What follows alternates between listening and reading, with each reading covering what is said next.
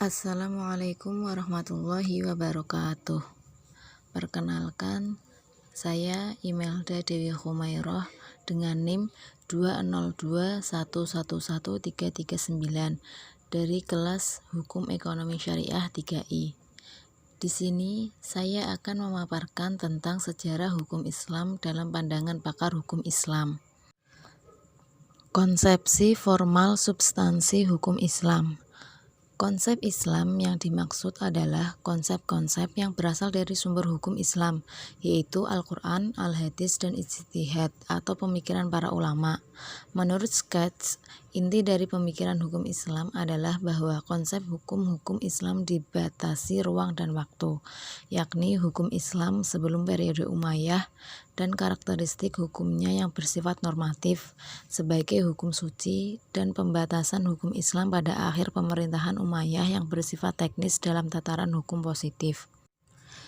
Juhayya S. Praja berpendapat bahwa penggunaan istilah fiqih pada awalnya mencakup hukum-hukum agama secara keseluruhan, baik hukum-hukum berkenaan dengan keyakinan atau aqaid maupun yang berkenaan dengan hukum-hukum praktis atau amaliyah dan akhlak. Oleh karena itu dijumpai istilah al-fiqh al-akbar dan al-fiqh al-asghar. Pada abad 2 Hijriah, istilah fiqih mengalami pergeseran dan pembatasan sehingga terfokus pada masalah-masalah hukum saja. Sejak saat itulah berkembang istilah fiqih menurut ahli usul fiqih dan ahli fiqih atau fuqaha. Istilah fiqih mengandung dua pengertian.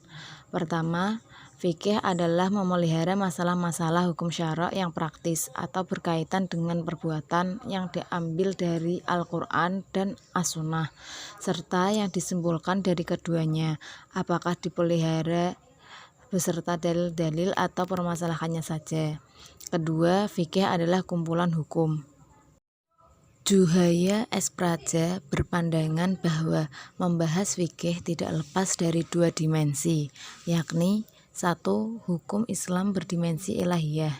Hukum Islam dipahami sebagai syariat yang cakupannya begitu luas, tidak hanya terbatas pada fikih dalam artian terminologi. Ia mencakup bidang keyakinan, amaliyah, dan akhlak. Dua, hukum Islam berdimensi insaniyah. Hukum Islam dipahami sebagai produk pemikiran yang dilakukan dengan berbagai pendekatan yang dikenal dengan sebutan ijtihad atau pada tingkat yang lebih teknis disebut istinbat al-ahkam. Syariah adalah konsep substansi dari seluruh ajaran Islam, meliputi aspek keyakinan, moral, dan hukum. Sementara fikih merupakan upaya untuk memahami ajaran Islam tersebut. Menurut Skatz, hukum Islam adalah hukum suci di satu sisi dan hukum Islam secara teknis atau jurisprudensi di sisi lain. Akan tetapi, Skatz menarik kesimpulan tentang hukum Islam secara umum, bahwa yang dimaksud hukum Islam itu harus bersifat teknis, bukan sebatas normatif saja. Dalam hal ini, tampak jelas Skatz merujuk pada hukum-hukum yang ada sebelum Islam, misalnya hukum Yahudi, Romawi, dan sebagainya, sebagaimana yang sering menjadi rujukannya. Menurut ilmu hukum, terdapat berbagai makna hukum. Surjono Sukanto dan Mustafa Abdullah merumuskan hukum dengan 9 makna, yaitu 1. Hukum dalam ilmu atau pengetahuan. 2. Hukum dalam arti disiplin atau sistem ajaran tentang kenyataan. 3. Hukum dalam arti kaidah atau norma. 4. Hukum dalam arti tata hukum atau hukum positif tertulis. 5. Hukum dalam arti keputusan pejabat. 6. Hukum dalam arti petugas. 7. Hukum dalam arti proses pemerintahan. 8. Hukum dalam arti perilaku yang teratur dan ajek. 9. Hukum dalam arti jalinan nilai-nilai. Secara terminologi, pemikiran Skatz mengalami dinamika, tetapi secara substansial hukum Islam di mata Skatz harus memiliki sifat teknis dan formal seperti dijelaskan di atas. Di samping itu, Skatz cenderung berpikir praktis semata tanpa memasukkan unsur-unsur teologis sebagaimana pengertian fikih dalam Al-Quran, Al-Hadis, dan kesepakatan ijtihad para ulama. Dan juga SCAT tidak merinci asal-usul kata syariah atau fikih secara utuh atau semantik atau sejarahnya. Konsepsi tentang sumber dan periodisasi hukum Islam. SCAT berpendapat bahwa sumber hukum Islam pertama adalah tradisi masyarakat Arab pra-Islam atau hukum adat, bukan Al-Quran dan Sunnah Nabi Muhammad SAW, juga bukan sebagai sumber hukum Islam kedua setelah Al-Quran. Pemikiran ini didasarkan pada beberapa hukum adat yang dijadikan awal pembentukan hukum Islam. Juhaya Praja mengatakan bahwa ahli tasawuf berpendapat bahwa sumber hukum secara hakiki adalah Allah. Ahli fikih berpendapat bahwa sumber hukum adalah Al-Quran sebagai dalil hukum. Berdasarkan fakta tersebut, para ahli hukum Islam melihat prinsip-prinsip adat sebagai salah satu sumber hukum Islam yang sekunder, bukan primer. Pandangan ulama tentang terma fikih yang tidak lepas dari unsur-unsur uluhiyah sebagai berikut. 1. Pemikiran SCAT tentang hukum Islam yang awalnya bersumber pada tradisi pra-Islam. Dapat dipahami bahwa hukum Islam yang dimaksud olehnya semata-mata hukum Islam yang berdimensi insaniyah, atau dengan kata lain hukum praktis semata. 2. Al-Quran tidak memberikan standar teknis tentang hukum, misalnya jual beli. Al-Quran hanya memberikan prinsip antar din, dan kata ini menurut SCAT masih bersifat normatif, tidak ada ukuran yang jelas tentang tekstur transaksi yang dilakukan. 3. Sunnah Nabi bukan sebagai sumber hukum Islam kedua, melainkan tradisi atau sunnah dari berbagai aliran pemikiran, baik di Mekah, Kufah, Madinah, dan Irak, baik pada masa Nabi SAW atau pada masa sebelum akhir pemerintahan. SCAT berpendapat bahwa periode hukum Islam mulai awal abad 2 atau masa Umayyah, bukan zaman Rasulullah. Namun, Said Ramadan S. D. Goiten Cholson menjelaskan bahwa kunci kelahiran hukum Islam adalah berdasarkan surat Al-Maidah ayat 4, dijelaskan yaitu 5 tahun setelah meninggalnya Nabi Muhammad. Hal ini menunjukkan bahwa Muhammad adalah orang yang mempertimbangkan hukum sebagai wahyu Tuhan. Pemikiran SCAT dalam pandangan para sejarawan Muslim atau Barat tidaklah realistis. Hal ini didasarkan bahwa sudah ada hukum pada masa Nabi yang dapat dibedakan menjadi 2 fase, yaitu fase Makkah. Bentuk hukum Islam didasarkan bahwa hukum sebagai kaidah memiliki 3 asas. 1. Asas yuridis.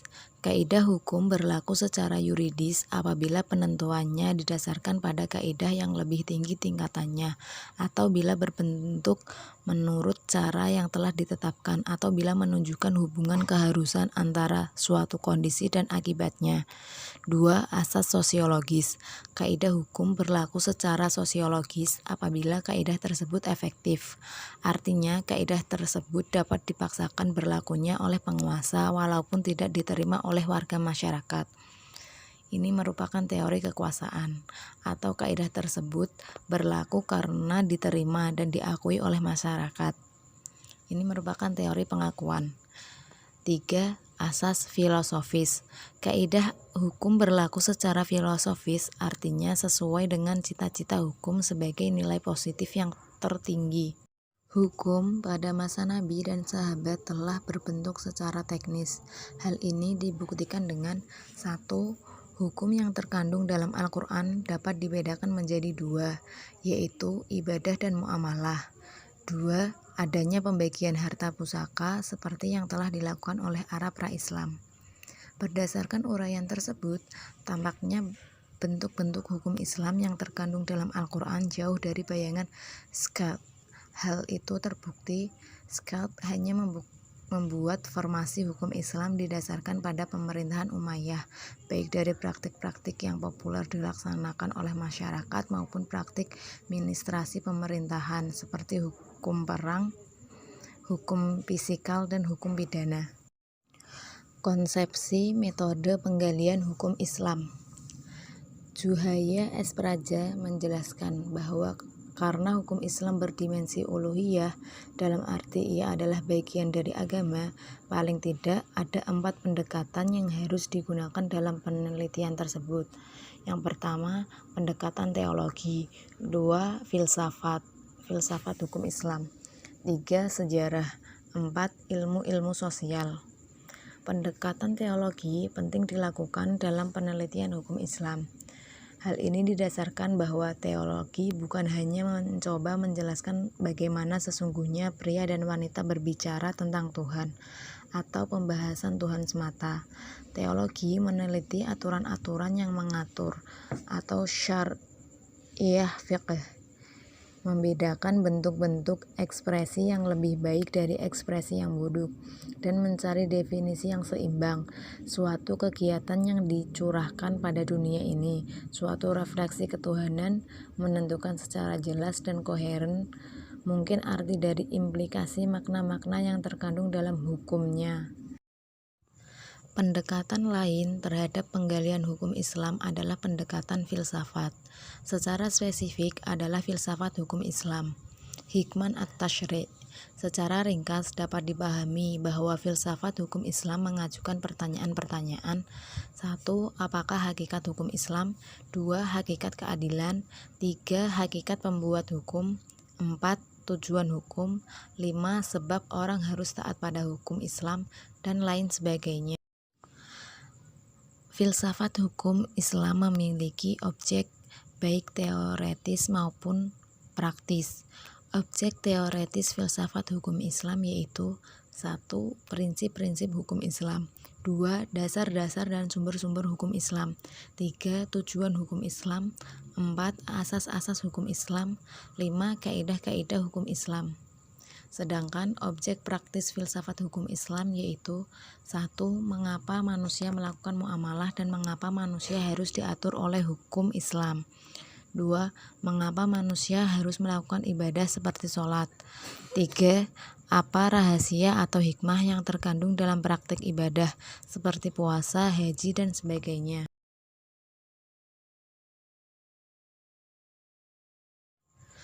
Metode atau pendekatan kedua yang digunakan oleh Scott adalah metode sosiologi hukum.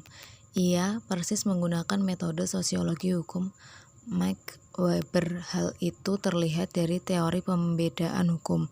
Misalnya, Scott membedakan antara hukum publik dan hukum perdata, antara hukum positif dan hukum lain, serta antara hukum objektif dan subjektif.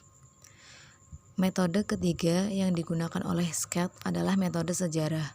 Menurut analisis Surjono Sukanto, pada dasarnya metode sejarah ini masuk dalam mazhab sejarah dan kebudayaan sebagai mata rantai sebelum sosiologi hukum.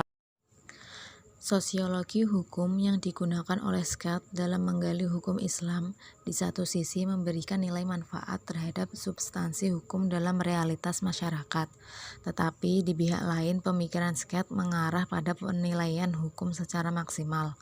Artinya, atas dasar analisis sosiologisnya, Scott mengajak untuk menyimpulkan bahwa hukum Islam bisa dinilai dan ditentukan dengan pendekatan tersebut. Dalam memahami hukum Islam, tidak hanya bisa didekati dengan 2 pendekatan sebagaimana dilakukan oleh Scott, yakni pendekatan sejarah dan ilmu-ilmu sosial. Dalam hal ini, sosiologi hukum tetapi perlu pendekatan yang komprehensif yang melibatkan semua pendekatan seperti pendekatan teologi, filsafat, sejarah, dan ilmu-ilmu sosial. Di samping secara spesifik didekati pula dengan 2 pendekatan bahasa dan maqasid syariah. Sekian yang dapat saya sampaikan, kurang dan lebihnya saya mohon maaf. Akhirul kalam, wassalamualaikum warahmatullahi wabarakatuh.